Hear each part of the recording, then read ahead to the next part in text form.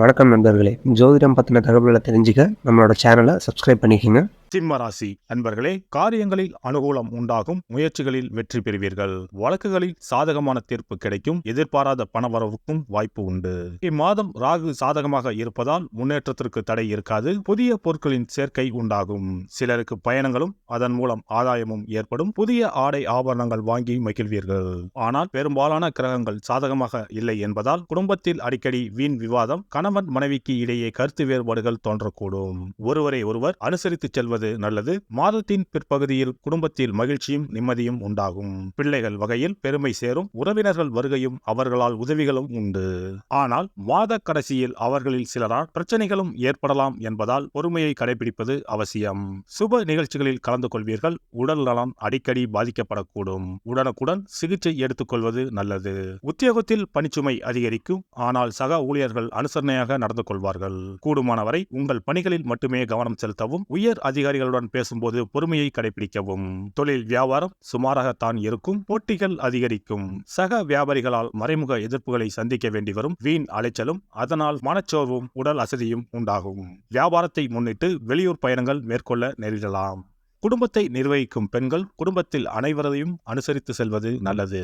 மாத பிற்பகுதியில் அக்கம் பக்கத்தில் இருப்பவர்களின் ஒத்துழைப்பு மனதுக்கு உற்சாகம் தரும். வேலைக்கு செல்லும் பெண்கள் அலுவலகத்தில் தங்கள் பொறுப்புகளில் கவனமாக இருப்பது மிகவும் அவசியம்.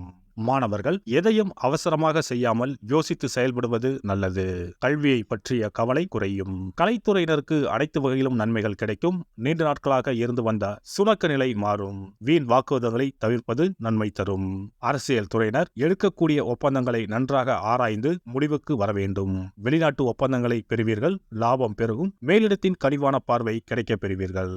மகம் நட்சத்திரம். இந்த மாதம் தொழில் வியாபாரத்தில் இருந்த போட்டிகள் விலகும். கடன் பிரச்சனை தீரும். ஆர்டர் பிடிப்பதில் இருந்த கஷ்டம் குறையும். உத்தியோகத்தில் இருப்பவர்கள் எளிதாக பணிகளை செய்து முடிப்பார்கள். மேல் அதிகாரிகளின் ஒத்துழைப்பு கிடைக்கும்.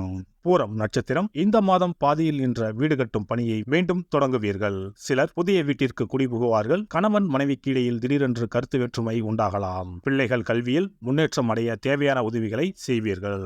உத்திரம் 1ஆம் பாதம். இந்த மாதம் மற்றவர்களிடம் கவனமாக பேசுவது கருத்து வேற்றுமை வராமல் தடுக்கும். வீண் அலைச்சல் குறையும். மாணவர்களுக்கு கல்வியில் முன்னேற்றமடைய தேவையான உதவிகள் கிடைக்கும். விளையாட்டுப் போட்டிகளில் பங்கேற்கும் போது கவனம் தேவை. ஞாயிற்றுக்கிழமையில் சிவனுக்கு வில்வ அர்ச்சனை செய்து வணங்க மனதில் தைரியம் பிறக்கும். காரிய வெற்றி உண்டாகும். சிவபெருமானை வணங்குவதற்கும் அவரின் அருளை பெறுவதற்குமே அவருடைய ஆசி இருந்தால்தான் முடியும். அதனால்தான் அவன் அருளாலே அவன் தாள் பணிந்து என்ற அற்புதமான வாசகத்தின் மூலம் நாம் அறிய முடிகிறது. சிவ அருளை பெற வேண்டும் எனில் அது அத்தனை சுலபமான காரியம் கிடையாது. சிந்தையிலும் செயலிலும் சிவனையே நினைத்து ஒவ்வொரு காரியத்தையும் செய்ய வேண்டும். இனி இந்த மார்ச் மாதத்தில் மகா சிவராத்திரி எப்போது, இந்த நாளுக்கு அப்படி என்ன சிறப்பு என்பதனை பற்றி காண்போம். சிவபெருமானுக்கு எத்தனையோ திருநாமங்கள் உள்ளன. அவற்றில் மிக உயர்வானதாக சொல்லப்படுவது மகாதேவன் என்ற திருநாமம். மகாதேவன் என்றால் கடவுள்கள் அனைவருக்கும் மேலான கடவுள். கடவுள்களுக்கு எல்லாம் தலைவன் என்ற பொருள். சிவாய நம என சிந்திப்பவர்க்கு அபாயம் ஏற்படாது என்பார்கள். அப்படி கர்ம வினைகளில் இருந்தும் அனைத்து விதமான துன்பங்களில் இருந்தும் விடுபடுவதற்கு சிவனே கதி என சிவபெருமானை சரணடைவதற்கு ஏற்ற நாள் மகா சிவராத்திரி தினமாகும். மகா சிவராத்திரி நாளில் சிவபெருமானை முழு மனதுடன் உண்மையான பக்தியுடன் வழிபட்டால் நம்முடைய வேண்டுதல்கள் அனைத்தையும் சிவபெருமான் நிறைவேற்றி வைப்பார் என்பது ஐதீகம். கவலைகள் நீங்கி காரிய வெற்றியை தரக்கூடிய நாள் மகா சிவராத்திரி விரத நாளாகும். சிவபெருமானுக்கு உரிய அஷ்ட விரதங்களில் மிக முக்கியமானது மகா சிவராத்திரி விரதமாகும். சிவபெருமானின் அருளை பெறுவதற்குரிய மிக உன்னதமான புண்ணிய நாளாகும். ஒவ்வொரு மாதமும் தேய்பிறை சதுர்த்தசி திதியில் வருவதை மாத சிவராத்திரி என்றும், மாசி மாதம் தேய்பிறை சதுர்த்தசியில் வருவதை மகா சிவராத்திரி என்றும் கொண்டாடுகிறோம். நாடு முழுவதும் சிவ பக்தர்களால் கோலாகலமாக கொண்டாடப்படும் விழாக்களில் மகா சிவராத்திரி விழாவும் ஒன்று. இந்துக்களின் மிக முக்கியமான விரத நாட்களில் இதுவும் ஒன்று. முப்பெரும் தேவர்களில் ஒருவரான சிவபெருமானுக்குரிய ராத்திரியாக சிவராத்திரி கொண்டாடப்படுகிறது. இந்த ஆண்டு மகா சிவராத்திரி விழா மார்ச் 8ஆம் தேதி கொண்டாடப்பட உள்ளது. அன்று இரவு 8:20 மணிக்கு துவங்கி மார்ச் 9ஆம் தேதி மாலை 6 மணி வரை சதுர்த்தசி திதி உள்ளது. இதனால் மார்ச் 8ஆம் தேதி இரவு 8:30 மணிக்கு பிறகே சிவராத்திரி பூஜை துவங்க வேண்டும். சூரிய பகவான் கும்பராசியில் பயணம் செய்யும் மாசி மாதத்தில் தேய்பிறை சதுர்த்தி நாளில் முதல் நாள் மாலை துவங்கி அடுத்த நாள் காலை வரை சிவனுக்கு தொடர்ந்து 4 கால பூஜைகள் செய்யப்படும். சிவராத்திரி அன்று இரவு முழுவதும் கண் விழித்து சிவ வழிபாடு செய்து அபிஷேகம், ருத்ராபிஷேகம் செய்து சிவ மந்திரங்களை உச்சரித்து சிவனின் அருளை வேண்டி பிரார்த்தனை செய்ய வேண்டும்.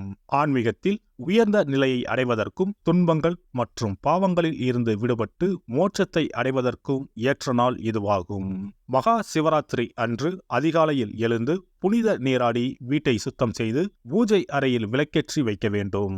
பிறகு மாலையில் சிவன் கோவிலுக்கு சென்று அங்கு நடக்கும் அபிஷேகம், பூஜைகளில் கலந்து கொள்ள வேண்டும். அன்று சிவலிங்கத்திற்கு பஞ்சாமிர்த அபிஷேகம் செய்வதும் வில்வ அர்ச்சனை செய்வதும் மிக சிறப்பானதாகும். மகா சிவராத்திரி நாளில் எத்தனை முறை முடியுமோ அத்தனை முறை பஞ்சாட்சர மந்திரமான ஓம் நம சிவாய மந்திரத்தை உச்சரிக்க வேண்டும்.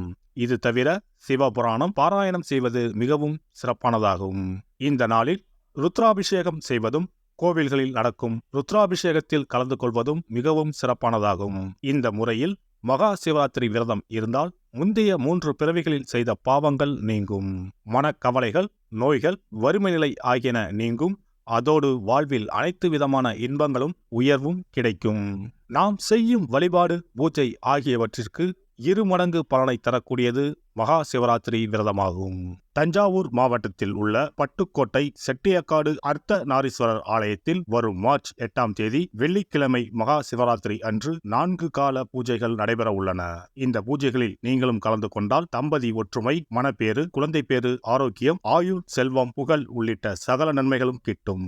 எல்லாம் வல்ல இறையருளால் நீங்களும் உங்கள் அன்பு குடும்பமும் உடல் நலம், நீலாயுள், நிறை செல்வம், உயர் புகழ், மெய்ஞானம் ஓங்கி வாழ்க.